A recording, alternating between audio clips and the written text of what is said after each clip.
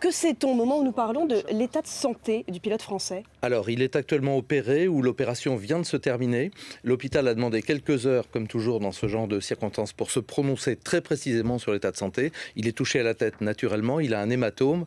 Si je faisais un parallèle, je dirais que malheureusement, c'est un petit peu à Michael Schumacher, en espérant que les conséquences soient évidemment moins importantes, qu'il faudrait le comparer. Dans ce genre de cas, les médecins opèrent, il a un hématome, donc ça veut dire probablement un épanchement de sang à l'intérieur du crâne qu'il faut résorber. Je ne suis pas médecin, il faut attendre pour se prononcer. Encore une fois, c'est un état grave, c'est une évidence. Oui. État très critique, on peut s'interroger sur les conditions de cet accident, pluie diluvienne.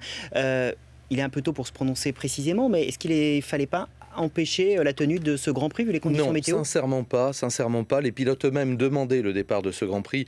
Il faut savoir qu'au début, effectivement, des trompes d'eau sont tombées. Ils étaient sous régime de safety car. Le safety car, c'est une voiture de sécurité donc, qui permet aux monoplaces d'évoluer doucement. Et les pilotes demandaient eux-mêmes le départ. Le départ a été donné. Le Grand Prix s'est déroulé dans des conditions normales. Alors c'est vrai que la pluie est revenue sur la fin. Et malheureusement, un autre pilote, Adrian Sutil, est sorti exactement à cet endroit-là.